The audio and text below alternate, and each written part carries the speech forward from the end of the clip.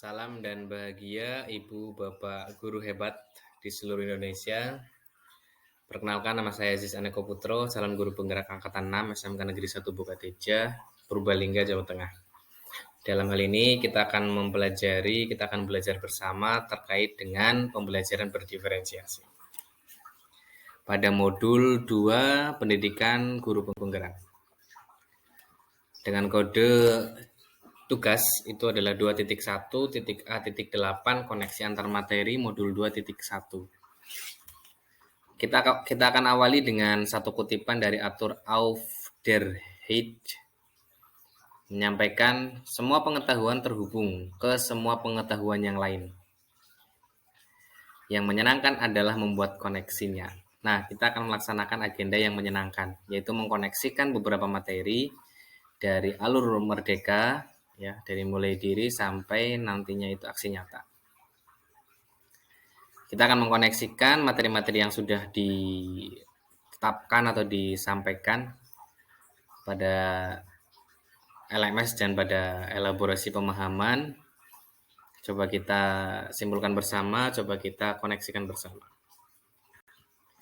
Di awal pembelajaran dalam LMS itu menyampaikan satu kutipan dari beliau, Bapak Pendidikan kita, Ki Hajar Dewantara.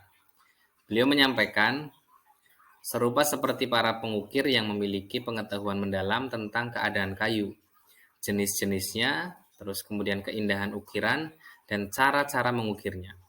Seperti itulah seorang guru seharusnya memiliki pengetahuan mendalam tentang seni mendidik. Bedanya adalah guru mengukir manusia yang memiliki hidup, lahir, dan batin.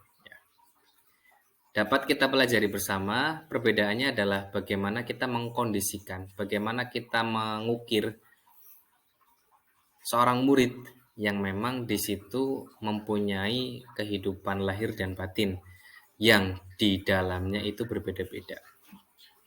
Ketika kita sudah mengetahui, ketika disamakan dengan para pengukir kayu, kita mengetahui karakter kayu saja, itu berbentuk material saja, itu bisa kita tentukan untuk perlakuannya. Nah, ini pun sama, bagaimana seorang guru itu menentukan perlakuan kepada masing-masing murid, ya, karena kondisinya itu berbeda-beda, keadaannya itu berbeda-beda, latar belakangnya pun itu berbeda-beda. Nah, yang di sini itu yang perlu kita pahami bersama. Perbedaan inilah yang harus ditemukan atau dikenali oleh seorang guru. Kemudian perbedaan inilah membentuk pembelajaran, ya. Pembelajaran sehingga kita mengetahui bagaimana karakter murid itu terbentuk dari lahirnya sampai dengan bertemunya dengan kita atau kita sebagai seorang guru. Itu adalah proses yang bisa dikatakan proses menentukan dirinya sampai dengan detik ini. Kemudian apa pembelajaran yang untuk memenuhi itu? Bahwa kebutuhan murid itu harus terpenuhi karena kondisinya berbeda-beda. Ya. Dan pembelajaran ini harus terpenuhi juga karena kebutuhan murid itu berbeda-beda. Kita akan jabarkan pembelajaran untuk memenuhi kebutuhan belajar semua murid. Titik beratnya itu adalah semua murid. Kita bisa mengandaikan dalam satu kelas ada yang 30, ada yang 20, ada yang 35, ada yang 36. Dalam satu kelas, bayangan kita mungkin dapat mengetahui satu kelas itu berbeda-beda. Dan mungkin itu juga sangat mustahil semuanya itu diperlakukan berbeda-beda. Maksudnya adalah kita sebagai seorang guru tidak mungkin mendeteksi satu persatu dari masing-masing murid secara utuh. Maka kita perlu mengkolaborasikan, kita perlu mendeteksi beberapa kebutuhan saja. Kebutuhan dari murid. Kebutuhan belajar untuk semua murid, ya, fokus pada kebutuhan belajar semua murid, kebutuhan di forum belajar tadi. Apa yang dibutuhkan itu adalah kita mengetahui keberagaman murid, ya. Keberagaman murid itu hadir dari mulai fase-fase sebelumnya, dari mulai pendidikan dasar, dari mulai lahir, pendidikan di dalam keluarga, pendidikan di masyarakat, pendidikan di dalam sekolah formal, pendidikan formal, kemudian proses sampai bertemu dengan kita. Keberagaman inilah yang menentukan juga bagaimana murid itu belajar, bagaimana murid itu juga menentukan diri, memutuskan untuk melanjutkan dan seterusnya.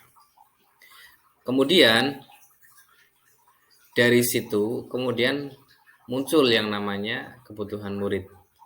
Ya, dari keberagaman tadi, keberagaman latar belakang, muncul yang namanya kebutuhan murid.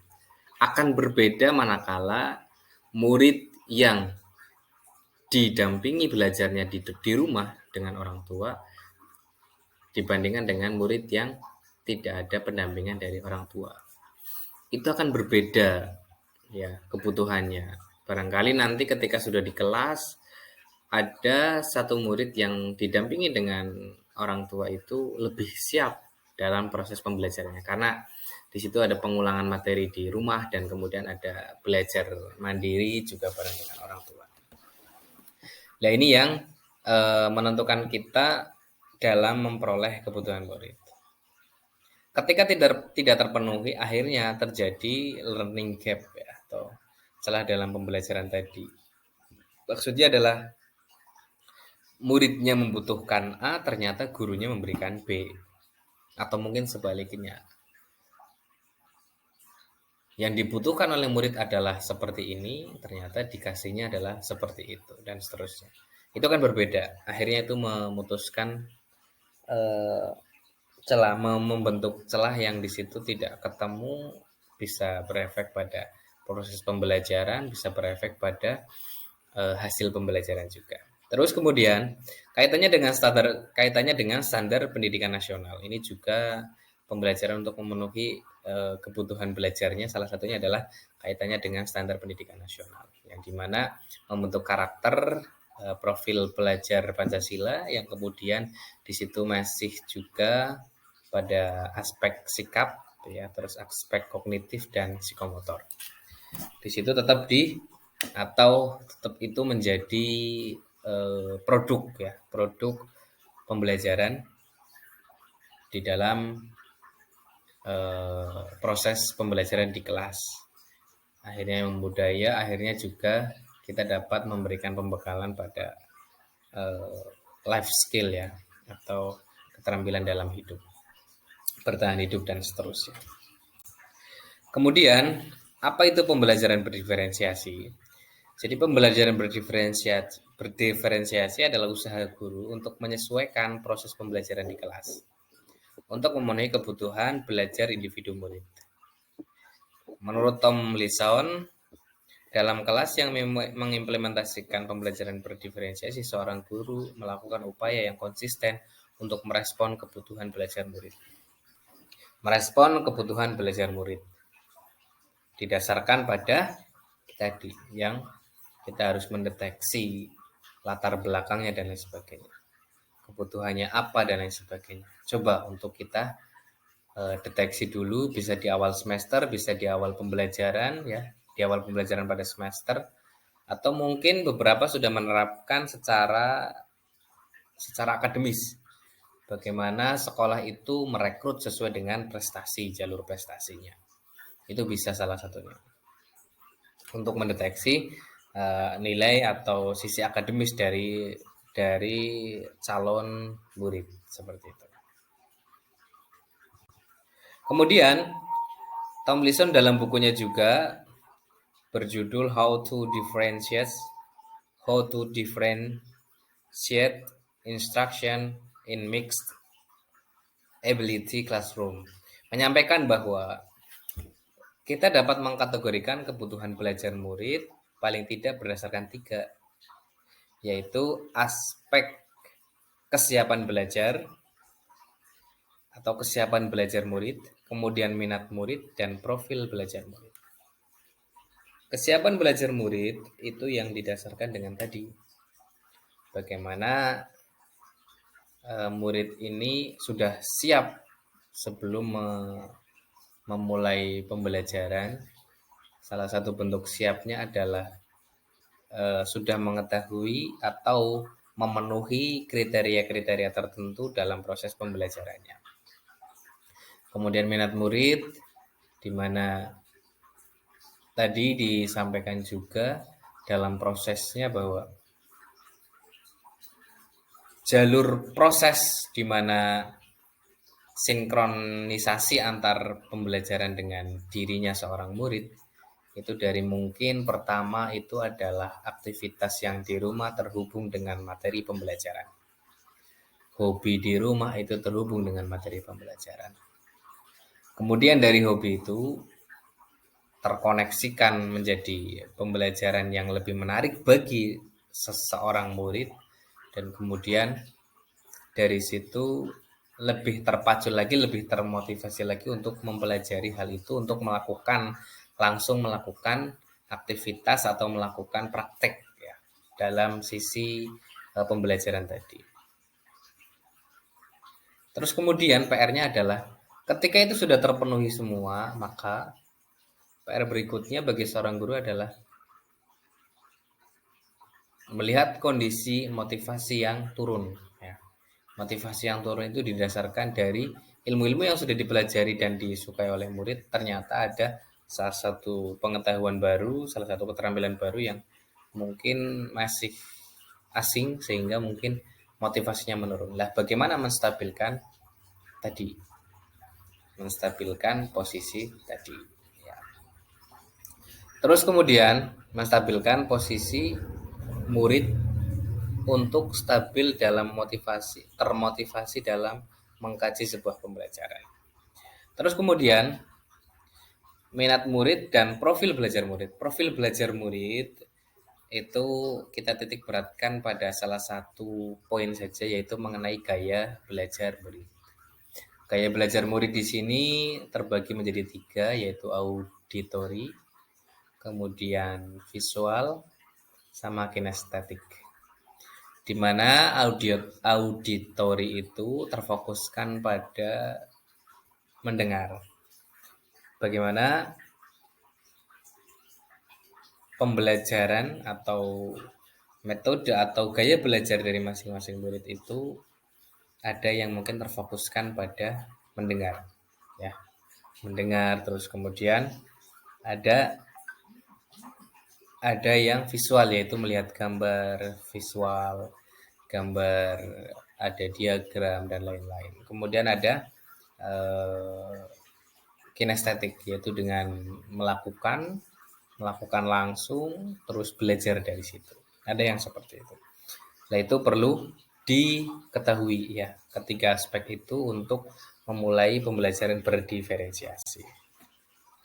Nah, kemudian di sini ada diagram atau tabel ya, atau gambar equalizer, di mana proses mendeteksi kebutuhan murid itu adalah dengan kita analogikan dengan sebuah equalizer. Di situ ada konten yang mungkin bersifat mendasar, terus konkret, sederhana, terstruktur, terus bergantung, dan kemudian lambat. Ini disesuaikan, ada yang mungkin cepat juga, ada yang mandiri, ada yang kompleks, dan seterusnya. Itu menghasilkan produk di sebelahnya sebenarnya. Sehingga nantinya itu para murid dapat mandiri, para murid dapat menghasilkan yang semula itu sederhana nanti lebih ke kompleks lagi. Nah, itu siapa yang mengkondisikan itu? Itu adalah seorang guru.